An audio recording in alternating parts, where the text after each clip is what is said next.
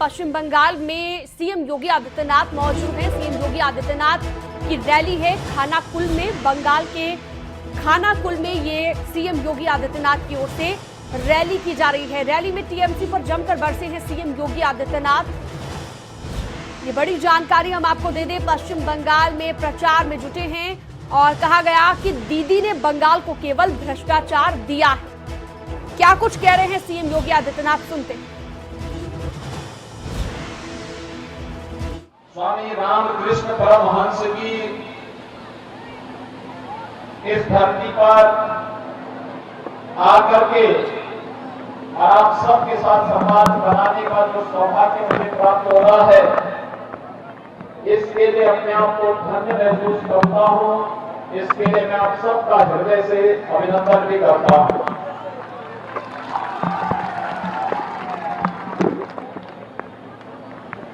भाइयों बहनों, बंगाल की धरती अत्यंत पवित्र धरती है। आजाद हिंद फौज के संस्थापक रासबिहारी बोस, स्वतंत्रता संग्राम सेनानी श्रीमती आशालता सरकार,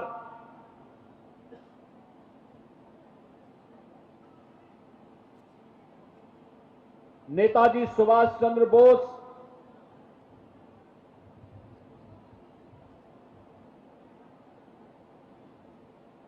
और स्वामी विवेकानंद को पैदा करने वाली धरती है। रामकृष्ण परमहंस की आध्यात्मिक साधना से पवित्र धरती है। स्वामी विवेकानंद को पैदा करने वाली धरती है। भारत को राष्ट्रगान और राष्ट्रगीत देने वाली धरती है। और अगर मैं कहूं, महर्षि अरविंद ने देश की आजादी के लिए लड़ते हुए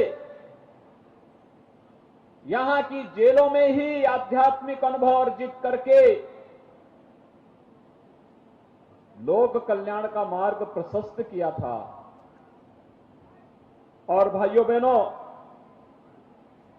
ये वही धरती है जिसने आध्यात्मिक गुरुओं को, वैज्ञानिकों को, सांस्कृतिक और आध्यात्मिक चेतना को आगे बढ़ाते हुए तमाम वीर वीरांगनाओं को भी जन्म दिया। लेकिन आज जब बंगाल की हम बात करते हैं तो वास्तव में बंगाल के अंदर जो कुछ भी घटित हो रहा है ये किसी से छुपा हुआ नहीं है। आध्यात्मिक चेतना से उत्प्रोत, वैज्ञानिक और सांस्कृतिक भावना से ओतप्रोत धरती विगत कई दशकों से वामपंथियों और टीएमसी के गुंडों की अराजकता और अव्यवस्था का शिकार हो चुकी है। भारतीय जनता पार्टी बंगाल को इस अराजकता से, इस अव्यवस्था से, इस भ्रष्टाचार से मुक्ति दिलाने के लिए आज आपका सहयोग करने के लिए यहां पर एकत्र होकर के आई है। भाइयों बहनों, मैं आपका आभारी हूं। तमाम बंदिशों के बाद मुझे बताया गया है कि खानाकुल विधानसभा में टीएमसी के गुंडे यहां पर तमाम जनता को परेशान करते हैं, प्रताड़ित करते हैं। यहां तक कि मैं ममता दीदी से पूछना चाहता हूं, बंगाल की धरती ने आपको सांसद बनाया, आप केंद्र में मंत्री थी, भारत की संविधान की शपथ लेती थी।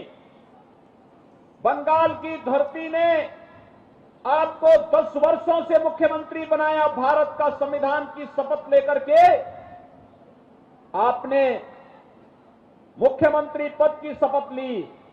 लेकिन टीएमसी के गुंडे बंगाल के अंदर भारत के आन बान और शान के प्रतीक तिरंगा को लहराने वाले कार्यकर्ताओं की हत्या करते हैं, निर्मम हत्या करते हैं।